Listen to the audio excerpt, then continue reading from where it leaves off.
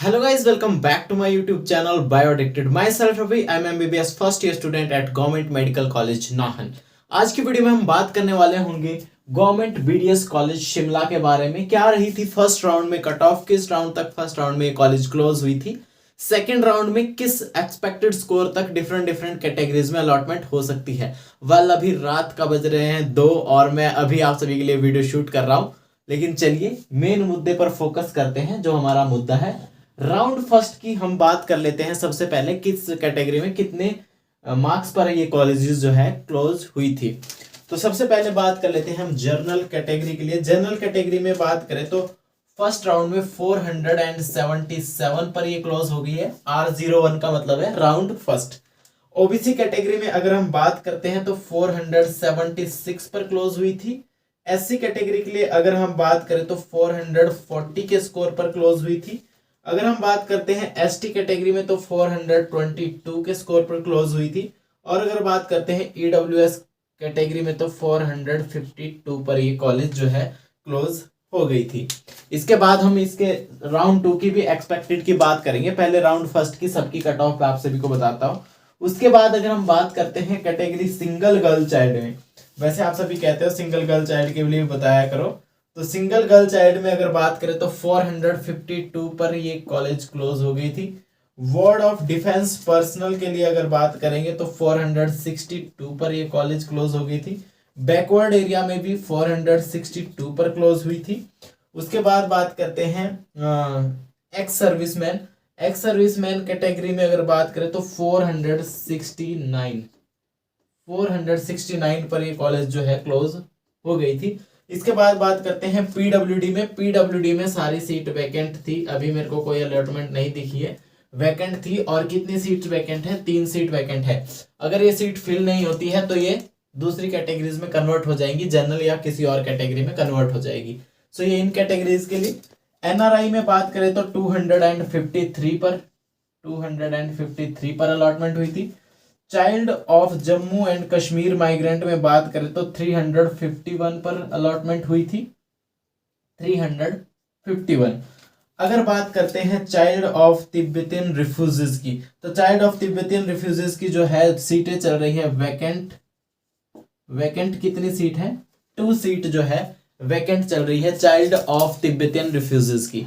तो ये रही थी राउंड फर्स्ट की कट ऑफ। अब बात कर लेते हैं राउंड सेकंड में क्या एक्सपेक्टेड कट ऑफ रह सकती है डिफरेंट कैटेगरीज में। तो इसको मैं ग्रीन मार्कर से अभी लिखने वाला हूं। देखिए तो जनरल कैटेगरी में मैं आपके साथ सिनेरियो भी डिस्कस करता हुआ चलता हूं कि किन बेसिस पर मैं ये कह रहा हूं। देखिए जनरल कैटेगरी में अभी जो है काफी सीट्स वैकेंट चल रही है, अप्रोक्सीमेटली 16 के आसपास एमबीबीएस में सीट वैकेंट कर रही है। तो वो बच्चे भी मूव होंगे। उसके अलावा 16 सीट्स और यहाँ पर वैकेंट है, तो जनरल कैटेगरी में चांसेस है कि कट ऑफ डाउन आ जाए, प्लस अदर कैटेगरीज से भी कन्वर्ट हो सकती है सीट्स। तो मैं ये कह सकता हूं कि इसमें अगर मैं ये कह सकता हूं कि जो स्टूडेंट्स है 470 plus minus 3 marks, 470 plus minus 3 marks हो सकता है राउंड सेकंड के लिए। 470 प्लस वालों के तो अच्छे चांसेस हैं, लेकिन उसके राउंड नीचे 3 मार्क्स जो है उनके भी अच्छे स्कोर बन जाते हैं राउंड सेकंड में। क्यों? क्योंकि एमबीबीएस में भी सीट वैकेंट चल रही है, तो कुछ बच्चों को एमबीबीएस अलॉट हो जाएगा, प्लस अभी सेकंड राउंड में भी सीट खाली है। और सेकंड राउंड में जो जनरल की सीट खाली है वो यहाँ पर 16 सीट वैकेंट चल रही है। 16 सीट जनरल की वैकेंट भी चल रही है। तो इसके कारण मेरे को लगता है कि 470 के आसपास के स्टूडेंट्स को अलॉटमेंट हो सकती है। ओबीसी कैटेगरी में 1 सीट वैकेंट चल रही है, वैकेंट सीट लिख रहा हूं यहाँ पर, 1 सीट वैकेंट चल रही है। 476 पर अलॉटमेंट हुई है, लेकिन कुछ स्टूडेंट्स को एमबीबीएस में भी अलॉटमेंट हो सकती है, प्लस अदर कैटेगरीज से भी कन्वर्ट होकर आ सकती है सीट्स। तो यहां पर मैं अप्रोक्सीमेटली आइडिया लगा सकता हूं कि 470 प्लस माइनस 3 मार्क्स हो सकता है। यहां पर भी 470 प्लस माइनस 3 मार्क्स, ये प्रोबेबिलिटी डिस्कस की जा रही है, एग्जैक्ट कट ऑफ नहीं बता रहा हूं आपको। अब बात करते हैं एससी कैटेगरी में। एससी कैटेगरी में 440 पर अलॉटमेंट हुई थी। 8 सीट यहां पर वैकेंट चल रही है, प्लस 6 सीट जो है एमबीबीएस में वैकेंट चल रही है। तो 6 स्टूडेंट तो यहां से एमबीबीएस में जाना लाजमी है कि वो स्टूडेंट एमबीबीएस में तो जाएंगे। प्लस यहाँ पर भी जो है 8 सीट वैकेंट चल रही है। तो इस हिसाब से अगर मैं आइडिया लगाऊं तो 428 प्लस माइनस 3 मार्क्स के आसपास के जो स्टूडेंट है उनको अच्छे चांसेस हैं कॉलेज अलॉटमेंट होने के एससी कैटेगरी के अंदर। अगर बात करते हैं एसटी कैटेगरी के अंदर तो 422 पर अलॉटमेंट हुई थी। वेल एसटी की यहाँ पर भी जो है अभी एक सीट वैकेंट चल रही थी, लेकिन मोस्ट इंपॉर्टेंट बात एसटी कैटेगरी के लिए क्या है कि उसकी अभी एमबीबीएस में भी सीट वैकेंट चल रही है। तो जिनको आईजीएमसी कॉलेज ये बीडीएस वाला शिमला मिला होगा तो उनमें से 8 स्टूडेंट तो माइग्रेट होना डेफिनेटली है, वो माइग्रेट होंगे इसमें से। तो इस हिसाब से अगर हम बात करें तो ये 408 प्लस माइनस 3 मार्क्स के आसपास मेरे को ये कट ऑफ जाती हुई दिखाई दे रही है। इसके आसपास के जो स्टूडेंट हैं उनके चांसेस अच्छे बन जाते हैं। एससी की 8 सीट वैकेंट है, ठीक है। अब बात करते हैं EWS category. Well EWS category में 4 सीट वैकेंट चल रही है। 452 में फर्स्ट राउंड में था। ईडब्ल्यूएस की एक आधी सीट अभी एमबीबीएस में भी वैकेंट चल रही है। तो कुछ सीट ये लगा के अगर हम अनुमान लगाए तो हम ईडब्ल्यूएस कैटेगरी में हम कह सकते हैं कि on and around 440 plus minus 3 marks के आसपास जो है कट ऑफ जा सकती है राउंड सेकंड की। अब हम बाकी कैटेगरीज के लिए भी बात कर देते हैं। बाकी कैटेगरीज में जो मैं है रैंक बताऊंगा आपको। सिंगल गर्ल चाइल्ड में अगर बात करें तो 452 तक अलॉटमेंट हुई थी। तो सिंगल गर्ल चाइल्ड में अगर वैकेंट सीट की बात करूं तो एक सीट वैकेंट चल रही है। सेकंड राउंड में मेरे को लगता है 452 से जो 1 2 3 रैंक डाउन, 1 से 3 रैंक डाउन आ जाएगी।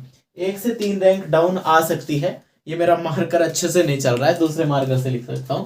तो जिस 452 जिस रैंक तक इसमें अलॉटमेंट हुई थी, इससे नीचे की जो 3 रैंक पे स्टूडेंट है उनके अच्छे चांसेस बन जाते हैं। वार्ड ऑफ डिफेंस पर्सन में अगर बात करें, वार्ड ऑफ डिफेंस पर्सन में सीट कितनी वैकेंट चल रही है तो वार्ड ऑफ डिफेंस पर्सन में एक सीट वैकेंट चल रही है 462। इससे नीचे जो 1 से 3 रैंक डाउन आने के चांसेस है, 1 से 3 रैंक डाउन के जो स्टूडेंट है उनके चांसेस अच्छे बन जाते हैं। बैकवर्ड एरिया में 462 गई थी, तो 462 बैकवर्ड एरिया की वैकेंट सीट है 2। तो हम ये कह सकते हैं 2 to 4 रैंक डाउन आ सकता है। बैकवर्ड एरिया में 2 to 4 रैंक डाउन जो स्टूडेंट है उनके अच्छे चांसेस है। इस रैंक से 2 to 4 रैंक जो डाउन है उनके अच्छे चांसेस है। अब बात करते हैं एक्स सर्विसमैन कैटेगरी में। एक्स सर्विसमैन कैटेगरी में एक सीट वैकेंट चल रही है जो 469 पे। तो इस पे भी 1 से 3 रैंक डाउन। 469 जो लास्ट अलॉटमेंट है, इससे 1 से 3 रैंक जो डाउन है उनको अच्छे चांसेस है। पीडब्ल्यूडी कैटेगरी में 3 सीट वैकेंट चल रही है। जो भी स्टूडेंट अप्लाई करेगा पीडब्ल्यूडी का उसको फायदा मिल जाएगा। अदरवाइज ये क्या हो सकती है, ये कन्वर्टेड हो जाएंगी और इसका फायदा जनरल को मिल सकता है, ओबीसी वगैरह को मिल सकता है। ज्यादा चांसेस जनरल ओबीसी को मिल सकते हैं और इन दोनों में से भी ज्यादा चांसेस जनरल को है। तो इसलिए मैंने जनरल की कट ऑफ थोड़ी घटा कर लिखी है यहाँ पर। अब बात करते हैं एनआरआई कोटा में। तो एनआरआई कोटा में सारी सीट फुल है। सो ऑल सीट फुल है। अगर कोई फ्री एग्जिट करता है तब यहाँ पर चांस बनेगा, अगर इनमें से कोई फ्री एग्जिट करेगा। लेकिन एक सीट थी जो वैकेंट हो चुकी है, नहीं भर चुकी है, अब वैकेंट इसमें सीट नहीं है। चाइल्ड ऑफ, इसमें मैंने बता दिया 0 वैकेंट सीट है यहाँ पर भाई। पीडब्ल्यूडी में 3 सीट वैकेंट चल रही है।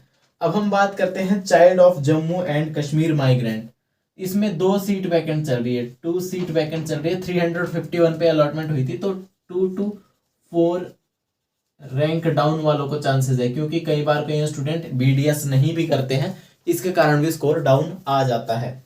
चाइल्ड ऑफ तिब्बतियन रिफ्यूजीज की बात करें, 2 सीट वैकेंट चल रही है। तो ये भरी, अगर कोई चाइल्ड ऑफ तिब्बतियन रिफ्यूज वाला फ्रेश रजिस्ट्रेशन करता है तो चांसेस बनते हैं, वरना ये सीट भी क्या हो जाएगी, कन्वर्ट हो जाएंगी। तो इस तरह के कुछ चांसेस बन रहे हैं।